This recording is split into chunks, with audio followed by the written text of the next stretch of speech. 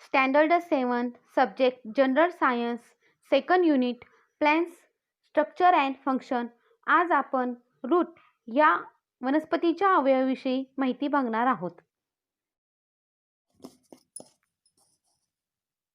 Plants structure and function, वनस्पती रचना व कार्य. आपण इथं जरा प्रश्नांकडे लक्ष देऊया.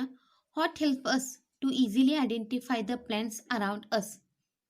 परिसरातील विविध वनस्पती आपणास कशामुळे सहज ओळखता येतात?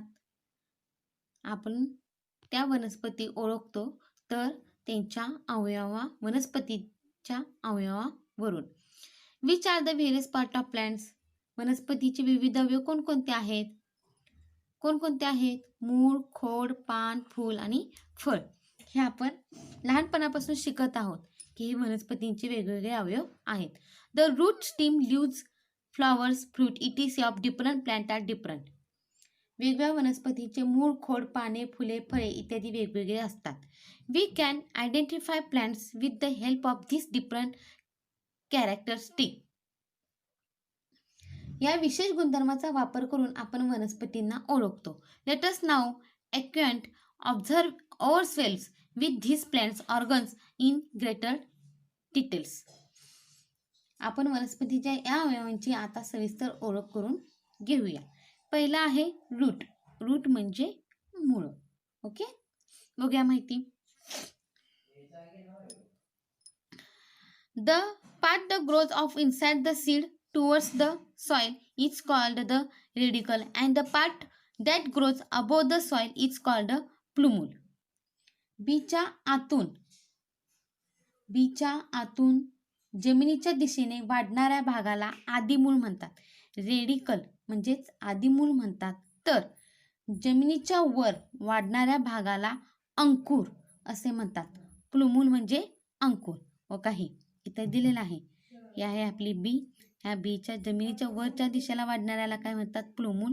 प्लुमूल म्हणजेच अंकुर. आणि खालील दिशेला वाढणाऱ्याला काय म्हणतात?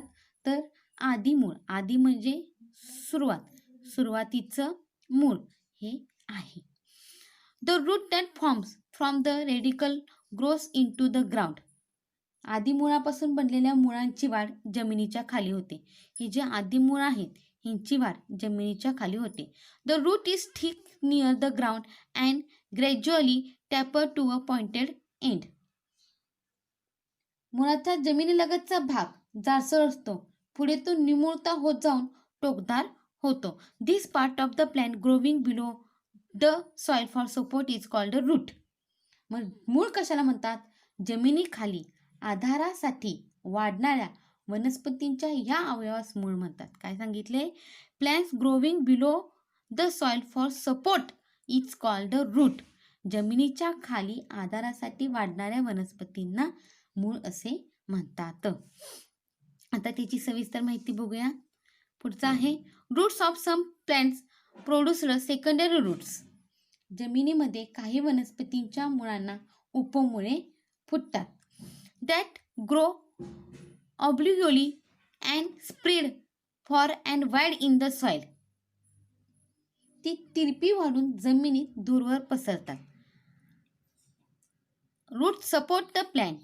मग ह्या मुळाचं महत्वाचं कार्य काय आहे? तर वनस्पतीला आधार देणे. This type of root is called tap root. आणि ह्या अशा प्रकारच्या मुळांना सोटमूळ असे म्हणतात. टॅपरूट म्हणजे सोटमूळ. Roots bear hair-like process near the root tips. मुळांच्या टोकांच्या भागावर केसासारखे धागे असतात. These are root hairs. त्यालाच मूळरोम असे म्हणतात. The root tip is delicate. मुळाचा टोकाचा भाग नाजूक असतो. Delicate म्हणजे नाजूक. This is the region of the growth of the root. मुळाची वाढ याच भागात होत असते. The tip is covered by cap like structure called the root cap. आणि ह्याला इजा होऊ नये म्हणून त्याला टोपीसारखे आवरण असते आणि त्याला मूळ टोपी असे म्हणतात. The root cap protects the root tip from injuries. त्याला इजा होऊ नये म्हणून त्यावर टोपीसारखे आवरण असते आणि त्याला मूळ टोपी असे म्हणतात. रूट कॅप म्हणजेच मूळ टोपी. आता इथे आकृती दाखवलेली आहे. टॅपरूटची म्हणजे सोटमूळची. हे जे सुरुवातीचं मधील जे खोड आहे त्याला प्रायमरी रूट्स म्हणजे प्राथमिक मूळ म्हणतात, आणि त्याला जे उपमुळे फुटलेले आहेत त्याला सेकंडरी रूट म्हणजेच उपमुळे असे म्हणतात. आणि त्यानंतर ह्याच्यावरती जे केसासारखे लहान लहान तंतू आहेत त्याला मूलरोम असे म्हणतात. आणि हा जो सुरुवातीचा भाग आहे त्याला रूट टिप म्हणजे मूलाग्र, आणि त्याला इजा होऊ नये म्हणून इथं कॅप सारखं एक आवरण दिसत आहे त्याला रूट कॅप म्हणजेच मूल टोपी असे म्हणतात. पुढे आपण बघणार आहोत thread like or fibre like roots arising from the stem are called fibres roots. खोडापासून फुटणाऱ्या तंतूसारख्या मुलांना तंतुमय मुळे असे म्हणतात. म्हणजेच आता इथं आपल्याला कांदा दाखवलेला आहे, आणि ह्या कांद्याला सुरुवातीपासूनच छोटे छोटे छोटे काय दिसत आहेत तर केसासारखे भाग दिसत आहेत, आणि ह्यालाच फायबर्स म्हणजे तंतुमय मुळे असे म्हणतात. आलं का लक्षात? Thus, there are two main type of roots, tap roots and fiber roots. मुळांचे सोटमूळ व तंतुमय मुळे असे दोन प्रमुख प्रकार पडतात. Dicotyledonous plants have tap roots म्हणजेच द्विदल वनस्पतीमध्ये सोटमूळ असते, while monocotyledonous plants have fibrous roots. तर एकदल वनस्पतीमध्ये तंतुमय मुळे असतात. Plants like maize, sugarcane, sorghum have two types of roots. Some roots are underground, whereas some grow from the stem just above the soil. The latter are called adventitious roots. मका, ऊस, ज्वारी यांना जमिनीत वाढणारी मुळे व जमिनीच्या वरील खोडापासून वाढणारी आगंतुक मुळे अशी दोन प्रकारची मुळे असतात. Beside the normal functions like absorption of water and minerals, ensuring and supporting the plant, roots perform some other functions too. माती घट्ट धरून ठेवणे, पाणी, खनिजे व क्षार शोषून घेणे, आधार देणे अशी विविध कार्ये मुळांना करावी लागतात. Roots show some modification to perform this additional function. त्यामुळे त्यांच्यामध्ये झालेल्या बदलामुळे त्यांना रूपांतरित मुळे असे म्हणतात. Some example of such modified roots are aerial roots, stilt roots, runners, breathing roots, pneumatophorus root etc.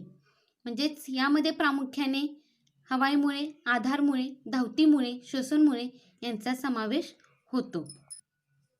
आता आपण इथे प्रयोग बघणार आहोत. Take some water in a small glass jar, put a plantlet in such a way that its roots are dipped in the water. Mark the water level on the jar and add 5 ml of oil to the water. Record the water level on the next day. काचेच्या एका लहान बरणीत पाणी भरून घ्या, त्यात एक रोपटे ठेवा, रोपटेची मुळे पाण्यात बुडतील अशी ठेवा, पाण्याच्या पातळीची खूण करा, आता त्यावर 5 मिली तेल टाका, दुसऱ्या दिवशी पाण्याच्या पातळीची नोंद करा. Discuss your observation in the class. असे का झाले याची आपण थोडी फार चर्चा क्लासमध्ये करूया.